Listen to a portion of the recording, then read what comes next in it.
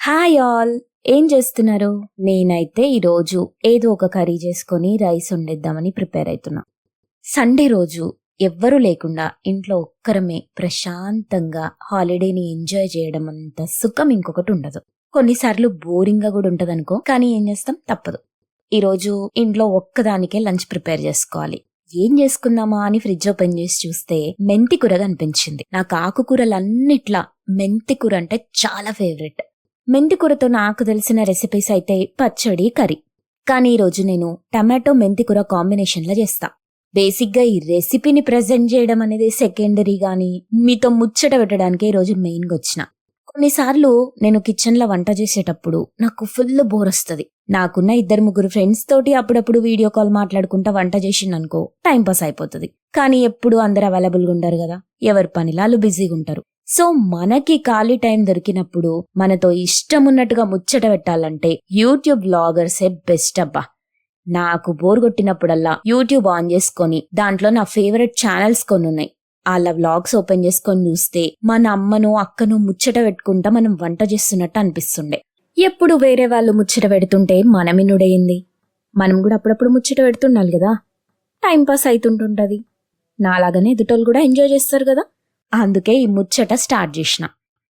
పనిల పని అయిపోతుంది కదా, నా చేతి వంట ఒకసారి రుచి చూస్తారని రెసిపీ కూడా చూపించేస్తున్నా అన్నట్టు. ఆకుకూరలకి కొంచెం డిమాండ్ ఎక్కువ ఉన్నట్టుంది. 30 రూపీస్కి చిన్న కట్టిచ్చిండు. సరేలే, మనకిష్టమైనప్పుడు డబ్బుల గురించి ఆలోచించొద్దు, తెచ్చేసుకున్నా. సో ఇప్పుడు మెంతి కూర కటింగ్ అయిపోయింది. నెక్స్ట్ ఆనియన్ మనం మార్కెట్లో కొనుక్కొచ్చుకున్నప్పుడు దానిపైన ఇట్లా నల్లగా ఏదో దుమ్ములాగా పట్టుకొని ఉంటది చూడండి. అది పట్టుకుంటే నా చేతికి మొత్తం నల్లగా ఎట్లా అంటుకుందో. ఇదేందో కాదు, ఇది ఫంగస్ అంట. నాకు ఈ మధ్యనే తెలిసింది. మీకు తెలియవచ్చు, తెల్వనోళ్ళ కోసం చెప్తున్నా. మన కూరలా కలిసిపోయి లేనిపోని రోగాలు వస్తాయంట. అందుకని మంచిగా ఆనియన్ కి పైన ఒక లేయర్ తీసేసుకొని నీట్గా కడుక్కొని అప్పుడు కట్ చేసుకోవాలి. నేను అట్లనే చేస్తున్నా ఈ మధ్య. అయితే ఎందుకు లేనిపోని రోగాలు తెచ్చుకున్నాడు. ఇంకా ఆనియన్ కట్ చేసేసిన. నాకు వంటల నచ్చని ఒకే ఒక పార్ట్ ఈ కటింగ్ అబ్బా. మా ఆయన ఉంటే నీట్గా చాప్ చేసి పెడతాడు, కానీ ఈరోజు ఆయన లేడు. సచ్చినట్టు నేనే కట్ చేసుకోవాలి. పోనీలే, ఇప్పుడు ఆయన గురించి ఎందుకు గాని. ఇక మన కూరల సెకండ్ మెయిన్ ఇంగ్రీడియంట్ ఉందిగా, టమాటో. దీన్ని కూడా మంచిగా చిన్న చిన్నగా చాప్ చేసుకోవాలి. టమాటో అంటే ది బెస్ట్ వెజిటబుల్ అని చెప్తా నేనైతే.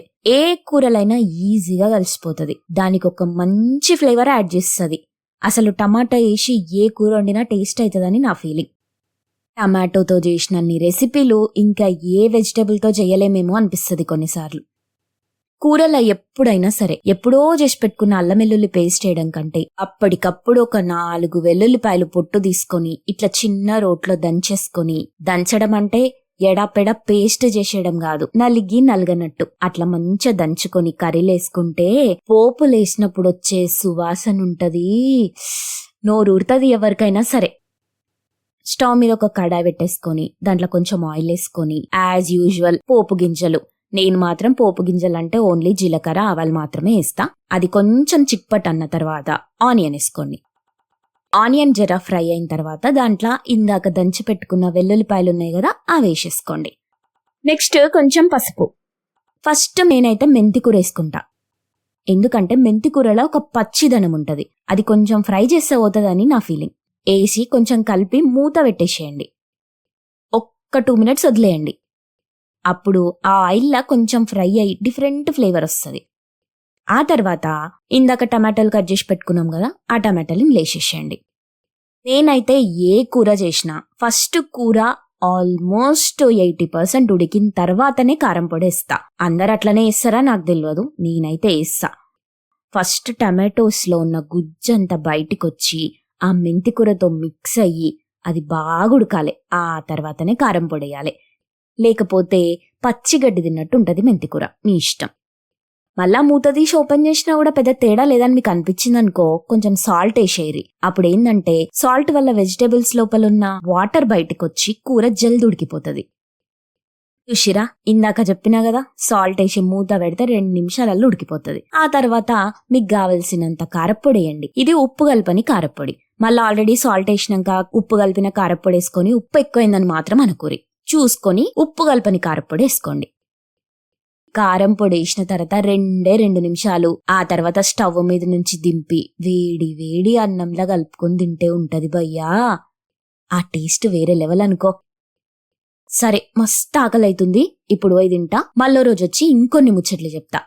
అప్పటి వరకు ఏం చేయాలో తెలుసు కదా. లైక్, షేర్, సబ్స్క్రైబ్ మర్చిపోవద్దు.